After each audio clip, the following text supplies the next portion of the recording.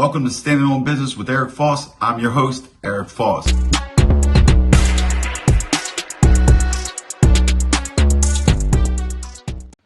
Good evening, everybody. Welcome to Standing on Business with Eric Foss. I'm your host, Eric Foss. You guys see the thumbnail. Today we're going to talk about pulling up to the penitentiary, United States Penitentiary, Big Sandy to be exact. And then we're going to get into a few stories about some things that have happened there, how things work in the United States penitentiaries as opposed to other places.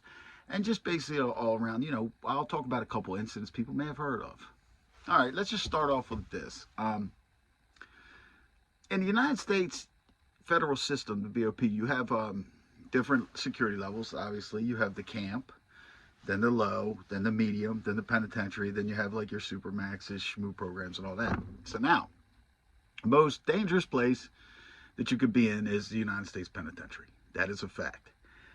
But what makes a United States Penitentiary dangerous? Well, take Big Sandy, for instance.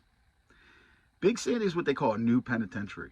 And what I mean by that is it was built in or opened in 2003. Okay, so basically there's nothing there. There's no weights. It's not wide open. It's, as opposed to say when Lewisburg or something was a penitentiary, it's been established over so many years, and it's been there. They had weights, and now because of the Zimmerman bill, if the weights break, they cannot replace them.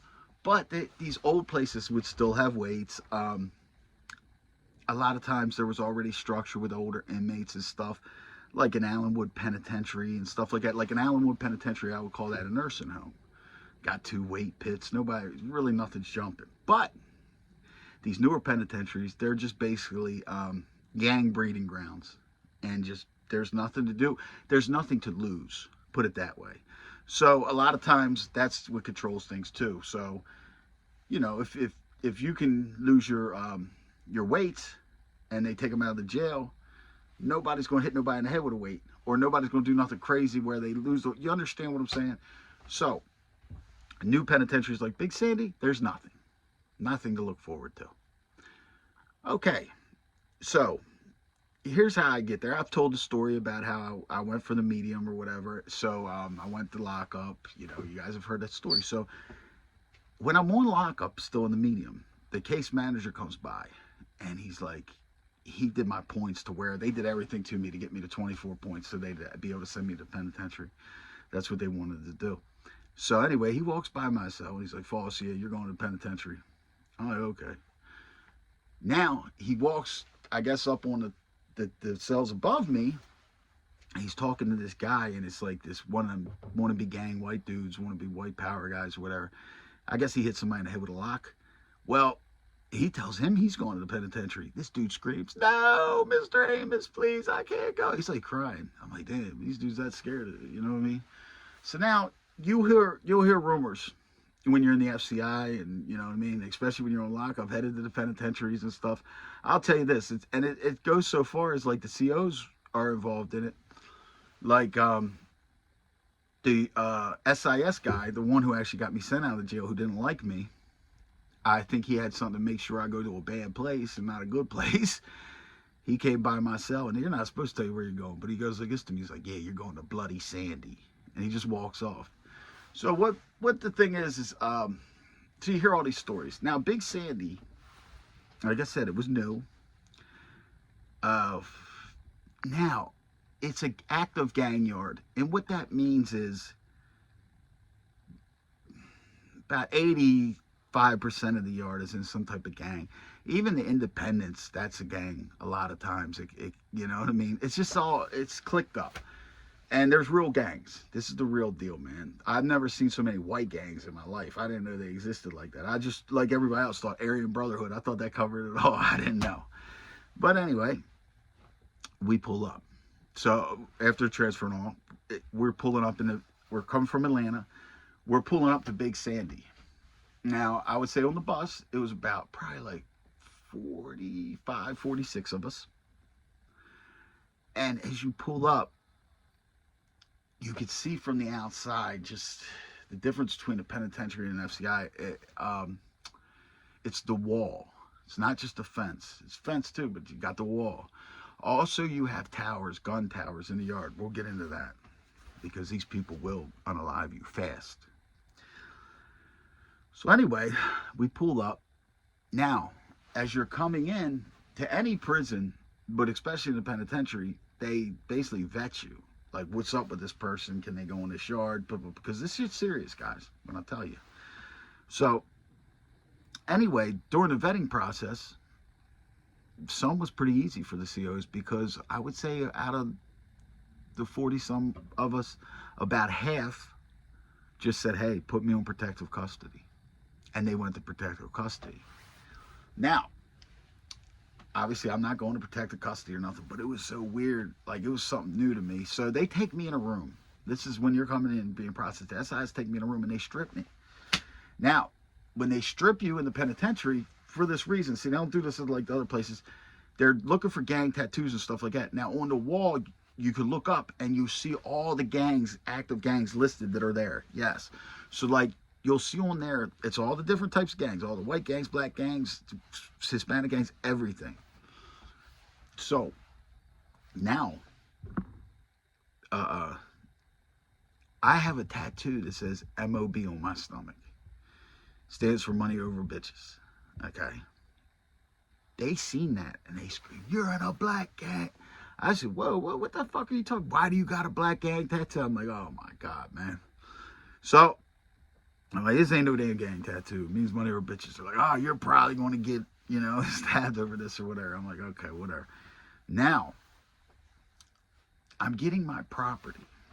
Okay, we get through that process. Now I'm getting my property because my property came with me crazily. Like, it was nuts. I guess because it caught up to me while during the transfer or whatever. So the property's already there. So in my property, I had a pair of Air Max, which I did have a soft shoe pass, but you're not allowed to have these actual shoes, but you can get over. So I had a pair of Air Max, and they were like the gold and gray, with the gold on the gray or whatever. They seen them. The COCs, them was like, are you a Latin king? I said, what? These shoes, this means you're a Latin king. I said, that doesn't mean nothing. I said, these are just some Air Max. They're like, they're going to take them from you. I'm like, what the fuck, man? This is nuts, right? So, like I said, we all get processed or whatever. So then they sent us over. Now, the jail was split up and because of all the violence. So they had made now, I was arriving there during the time when they're shipping a lot of people out and shipping a lot of people in. So the power structures, everything, it's just going to be chaos. There's really no structure or nothing there to determine or whatever because they were so wild before. And the whole jail's just separated. So we come to, it was C block or C unit. I believe it was C2. And that was like the receiving. So you're going to be there a few weeks until they figure out, are they going to put you on A, B, or C side? You understand what I'm saying? So, now, on A, B, or C side, B side is for like facility workers, Unicor workers, stuff like that. A side is for the chow hall, if you get a job in the chow hall or whatever. And C side was like, I think like compound orderlies type deal, whatever it was. So anyway, I wound up going to B side. But let's talk about C side when I first arrived there. So like I said, first arrived there. I'm in a cell by myself. I wound up lucking out. I wound up getting in a single cell right in front of a TV. So it was okay. Now, the jail was locked down. It was locked down during the time that I arrived because the Crips and the Muslims apparently got into it outside of the chow hall. So they get into it outside of the chow hall and whatever happens. So it's locked down during the time I get there. So now, like I said, I'm in a cell by myself. Excuse me if I keep looking back because my dog, you guys know she's been having seizures or whatever. So I just got to watch her really close. Anyway, so they wind up, I arrived during the lockdown, so I'm in a cell by myself. So I don't know what's going on, I don't know all those penitentiary laws and all. But I do hear this at night. These are people sharpening knives. Everybody's sharpening their knives, getting ready. Now, what I figured out now in my experiences, what everybody's getting ready for is, like I said, this was a period of transition. A lot of new people came into the jail. A lot of people left. So what happens is inmates are ahead of the curve. They got the laundry list. They got this. They got that. The BOP is very small, so they already know who's coming. So every time this happens, every time there's a transition or whatever, when the COs know this, when they do let us off lockdown, somebody's going to get hit. Maybe more than one person, maybe more than one group doing it or whatever. This is how nutty it is. So they're already prepared for that. They're going to look at that as just like something normal. They're probably not even going to lock you down for it. They're just going to boop, boop, bam, bam, bam, and whatever, they'll straighten it out and get whoever off the yard. Okay. So get to that point. Now, I wind up going over to B-side. And I guess my job was facilities. And now this is the one good part about the pen. The COs, they were more respectful of you. Like, I'll give you an example. Like I said, I was on B-side because I worked in facilities. Well, I still don't know what facilities is. I never went to work. They don't care. They don't write you up, none of that shit. One day, some rookie cop comes in, and he's doing a census count. Now, I guess I'm supposed to be at work. So he comes to my cell. He's like, Foss. I'm like, yeah. He's like, why aren't you at work? I look at him, I said, because I'm in fucking prison. That's why the fuck I ain't in work. He's like, okay. And just walked away. Now, he didn't realize I only got a couple years left on my bid or whatever. But see, they don't know. And look, COs, look, they get hit too, man. Like, you know what I'm saying? So, now B-side, it was pretty chill. Because they, you know, they had Unicore over there. I think they had that challenge program on one of them units over there on B1 or something. So it was pretty chill. There was some gang shit going on over there, and you know, your normal everyday shit, but it compared to like A-side where all the gang members wanted to be and stuff like that, it was pretty chill. But remember, this is like when you're in the penitentiary, everything's like plotted and crazy. And now we'll get into the yard. Like for example, now you guys all know Chad Marks is, right? He could tell you this because he was there during this, and I arrived right after this happened. The reason why you don't want to do nothing on the yard, remember I told you about the gun towers. So when Chad was there, and this is actually a guy that Chad got into a beef with. These guys, like, I think tried to jump Chad or something like that. This happened right before I got there. I heard this whole story and all. And just FYI, Chad handled his money. You know what I'm saying? So no, you know, he handled his business. But anyway, so this is one of the guys, this guy Ace. So here's the crazy prison politics. So apparently the white guys, the gang members try to influence the regular white guys. And what I mean by that is, like, say they see a guy like an Ace or a Chad or like a me or something like that, they'll be like, in the other white guys' ears who don't care about it, oh, you know that he slept with a black girl before, or, you know, he had a black celly, you know, or something like that. Just try to bake a cake. And look, people are looking for points. So anyway, they do this to the guy Ace or whatever. And Ace had been there, he's established and everything. He was from Ohio. I guess he had a black celly when he was in the shoe, one of his homeboys. So now they're plotting and planning on him. But he knows about it. He hears about it. So these idiots come up to him in the yard. It was two dudes. One was from Cleveland. Another was from another part of Ohio. One guy's name was Stretch. Nickname Stretch. So they know, Ace already knows what's happening. Ace has his knife hanging around his hand, in his hand, sitting in the yard like this. They walk up to him. Ace says to them, right then and there, it's like, look, I already know what's up. Just make sure they don't send their little babies to try it. He already knew they were going to try to hit him. And he's telling these people right there, and they see it. This dude, Stretch or whatever, reaches back and punches Ace in the mouth. Ace falls back, gets his wits about him, comes up with that big blicky, and starts chasing him. Dude's running backwards. His other guy takes off. So when dude falls, he falls on his back. Ace gets on him. Wham! Wham! He starts hitting him. Now, when he hit him, he's hitting him all through here. I think the joint bent and everything, but he still hit him. So basically what happens now, and this is any type of like dust up or anything like that on the yard, you'll hear the window slide in the tower. It's like zzz, boom. And all of a sudden you'll hear really fast, get down, get on the ground now. They'll say it in English. Then it's whatever in Spanish, whatever. And then right behind that, they do a concussion. They do the concussion grenade. Then they take the gun, boom, warning shot, boom, kill shot right behind it. Now, That took me like a minute to say. Takes them about 5 seconds to do all that. So it's like, zoom, boom. Okay, so they do that. The thing hits. The ace keeps hitting them. Boom, they hit ace. Shoot him. One shot, one kill. Well, he's there. He's laying on the yard. His kid Smitty told me this. This was my celly. Smitty was from Ohio also. So Smitty was in the yard. He said, so ace is laying there. You see the hole in the side of him. You see, where he's been hit. Somebody's like, oh man, yeah, he only got hit in the legs. He said, man, nah, it's done. He's just laying there, not screaming, not nothing. So they come, they get him out of the yard, and they take him to the hospital. He passes away. Remember this, nobody's ever passed away in prison. Nobody's been unalived in prison ever. Except for COs maybe or something. And that's, convicts know what I'm talking about. Let me break it down for you guys. When something like that happens and you get unalived in prison, they're going to take you out and pronounce you at the hospital. I don't know if it's for legal reasons. I don't know why. But that's why I say nobody dies in prison. So anyway,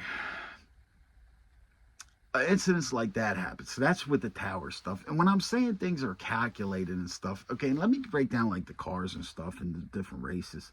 Now with the whites, man, look, like a lot of people will think white dudes are soft and stuff like that. Let me tell you something. In the federal penitentiaries and shit, white boys put on a show. There's not, don't think that. And like I said, no other groups are soft either. This is the worst of the worst. The more structured that you'll see there, and this was at Big Sandy, the more structured that you'll see there is, or was, the Southsiders, the Serranos.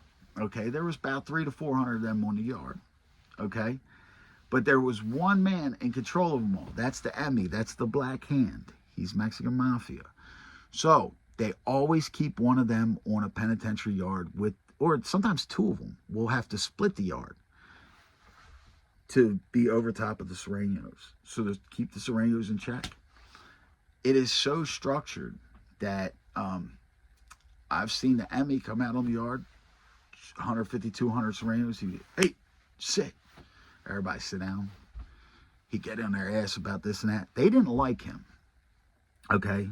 The Serranos didn't like the guy who was in control. Okay? Now, I'm sitting there, I'm drinking with, a few people, and one or two of the Serranos were there, and they were talking about him. So I'm like, this when I'm pretty new to these gang politics, and I'm like, well, why don't y'all just fuck him up? He's like, 400 of y'all, it's one of him. He don't want to look at. They said, Eve, they said, it doesn't work like that. Our families will get unalived. In the streets, this is from the streets. They're born into that. He's the boss. That's what it is. It's like crazy. So, like if he would ever go to, like if you're at me, your shot caller for them would ever go to like the chow hall, let's say, and say they're in the chow hall and a fight breaks out. When they're in if the fight breaks out, you'll see all the Serranos get up and surround them to make sure he don't get hit. Also, he's supposed to get a third of any of their hustles. Any hustle they got. I don't care if they're making the potato chip bag, picture frames. I don't care if they're selling dope. I don't care what they're doing. He gets a third of all their hustles. Now, do they always pay him? No. But if they get found out, they get dealt with. Their structure is serious. The Serranos, Norteños also, the Hispanic gang structure is very, very, very serious on the politics. Like, and they're not letting you walk out of there. You're leaving with holes. You're leaving with holes. And that is the truth. Now, one of the differences, see, people will get it confused. I'm talking about the gangbangers, the Mexican Mafia. These are like American Mexicans. Now, when you talk about the Paisas, you're talking about this is just a group. Now, they weren't in the pen where I was at, but I've been around them, so I could talk a little bit about their politics, the differences. They accept anybody. They accept anybody because they need numbers, so they're not preyed upon. I mean, the Pisces they accept sex offenders. Like, Pisces, sex offenders, rats, everything. They don't care. They just want numbers. But Serenos, North Thanos, the gangbangers, they're not like that. But Pisces ain't a gang. It's just they're not Americans or whatever. They're like illegals or just stuff like that. So they're really not on that politics. Now, whites are hard. Whites are hardcore. The thing with the whites, though, there's a lot of hate with the whites. They want to make, they're very sneaky. They want to bake cakes on people. Like, they won't like you just because of this or because of that. You know what I mean? And they'll try to bake a cake. Nobody's coming and confront you face to face and putting up your dukes. None of that kind of stuff. Basically, and I don't care how tough you are, if you're going to get got, you're going to get got. It's a thinking man's game. I'm just going to be honest. You got to know what's going on around you. You got to be aware. You have to be a step ahead every single time. Every single time. You know how many tough guys get, you know what I mean? You guys in the mob genre heard of Joe Kane? What happened to him in Canaan? God rest his soul, rest in peace or whatever. And then the scumbag stole his chain. Listen, that story is harsh and tragic. And if you get into it, I don't want to get into what actually happened to Joe King. But let me tell you something. That's the norm. That's a normal white hit in the pen. A normal white slang in the pen, let me say. In the eyeball, in here. I mean, it's disgusting. Totally disgusting. Like I said, prayers to his family. And, I don't know what that incident was over. But like I said, incidents like that happen all the time. All the time. They're just not heard about. You know what I mean? Another way, you go down corridors, and they got these gates that can lock in the corridors and stuff like that. So, like, say you want to get someone up off that yard or whatever, and he's a little bit tough or whatever, or anybody. What it'll be is it's going to be your own to get you. There's somebody got in their ear or something. All four of you guys are walking to the chow hall, let's say.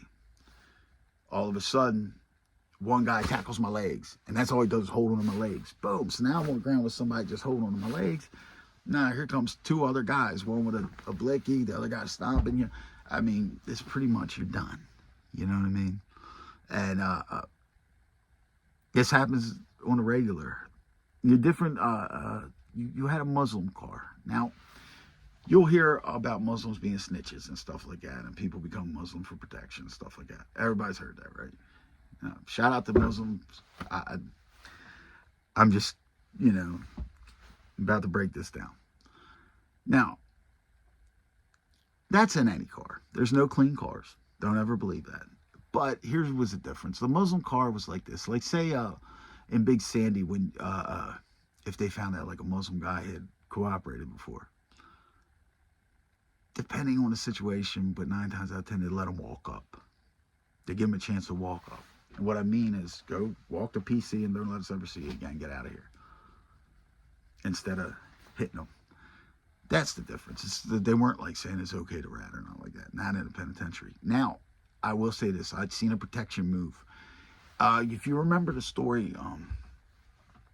remember that the supermodel Naomi Campbell, remember she testified against the guy, the African guy or whatever, that took over his country or whatever, and it was in Rolling Stone magazine and everything, and he gave her the big, huge diamond. He wound up getting life. I think they made the movie Blood Diamond after it. Well, the father wound up getting life, and the son got like 199 years. Well, the son showed up at Big Sandy. The son, when he gets to Big Sandy, he was just a normal guy. His name's Mikey Taylor. But when he got there, now his name's Hamza, because he became Muslim ahead of time because the blacks were going to unalive him. Because of the reason being is it was in Rolling Stone magazine. I've seen the magazine, and it's crazy. You see the guy sitting right here talking to you. Then you look in the magazine, you see him holding somebody's head. They were doing really bad stuff over there to their own people, and unaliving a lot of stuff and all pretty bad, sickening stuff. Like I said, like they're holding people's heads up. So blacks didn't like that. But he wound up becoming a Muslim, and as far as I know, nothing's ever happened to him. I haven't been there in many years, but it is what it is. So you'll get situations like that. But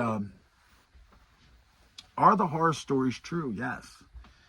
Yes, it's really true. And like, here's the thing: when people talk and they'll say state and federal, and everybody thinks, "Oh, federal prison's so soft." You can get you can get got anywhere. Let me just do that first. I know, 25 years ago, down BPRU, Baltimore Pre-Release, when a guy unalived another guy arguing over a jailhouse job. He hit him in the head with a stool. They were going home in 20 days or something. So anything can happen anywhere. But let me say this: when people say, "Oh, federal soft," and things like that, I've been in state prison in Maryland. Maryland's not soft, and I've been in federal prison. Like I said, it's levels. What level are you at now? United States penitentiaries. I mean, I've been in there. I mean, when I was younger in Baltimore City Jail, that was a scary situation. I was a kid my first time going to Baltimore City, so I was scared. But we're talking as grown men and stuff like that. It's very comparable, but let me say it like this. Let's do like the penitentiaries and things that go on in the feds. You have a lot more pettier stuff going on in the state, I will say that. Like, you're more likely to get your head cracked in the state with a weight or something like that than over $5.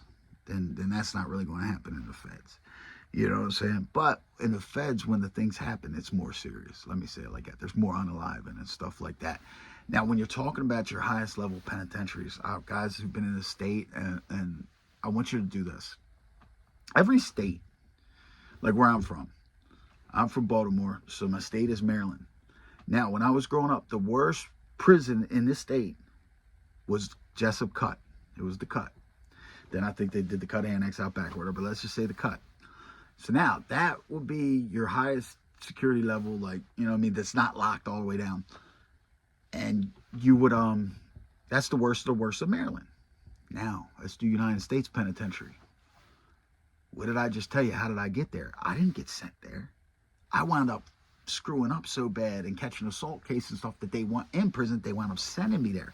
So now you're getting the worst of the worst and the biggest criminals in the United States of America and also the world. Your biggest, coldest calculated criminals in the world are going to be in United States penitentiaries. So that shows you the difference. No, it's nothing soft. You know what I mean? In the feds, they're on it. Like in the penitentiary, they're on paperwork. They're on if person's a chomo, stuff like that. State, they walk around. People are word people and stuff like that. It's a little bit different. Now, I'm not saying one's tougher than the other, and nobody's tough, but like, don't get it twisted. Like I said, Big Sandy, and they're all different. But like I said, Big Sandy, Canaan, Hazleton, those were all newer places. And so, like I said, there's nothing to do. There's nothing to do but violence, but crazy stuff. You know what I mean? So that's why them things happen in them places. I remember Super Bowl Sunday, Green Bay playing Pittsburgh. Was that 2010 Super Bowl? I think they played it in 2011 or whatever. I was in Big Sandy. They lock it down during the Super Bowl. Like, what the hell's going on? Lockdown during the Super Bowl. The ABTs, they had this dude who was an ABT, but he was like, he was a real ugly ass dude. But he had been over there with them and had been in a few like scraps with other like gang member white guys and stuff like that. And he beats them up all the time. Now, I noticed him, he could play basketball, stuff like that. He seemed like, I don't know how he wound up in a racist gang, because somebody told me he was kind of from the hood or something like that, too. From one of them, you know, like a hood in Kentucky type. You understand? So I don't know nothing about. But anyway, but you could tell. So anyway, during that week leading up to it, they wind up getting drunk or whatever, and he winds up putting his hands on one of his own gang guys. So I guess they all get tired of him, and he's kind of like the outcast or whatever, because like I said, he was kind of, you know, he played basketball and stuff. That night, they crushed him, man. I think Chad told me, because Chad wasn't there, I was there, but Chad knows about the incident more than me. But the guy he wasn't unalived, because that's all we hear. We don't know what happens once you go out of there. So we hear all kind of rumors. But at the end of the day, he wasn't unalived, but he was paralyzed. I think the same thing, the eyeballs taken out, stuff like that. Very vicious. all from getting drunk and being around these scumbags. You got there's a few stories I got on here. If you go back to my old videos, and I'll tell you about the story of Kenny, stuff like that. I think I've talked about Scott on here, how they try to bake a cake on Scott. The stories of Steve. Just go back and look at them, and I'm going to tell some more. So we've been on here a minute. I hope you guys enjoyed this. Once again, everybody who donated to me, thank you. It is much, much appreciated ever since everything's going on with the dog and all that too. Show's doing well. Like, subscribe, comment, share. And remember, until next time, always stand on business.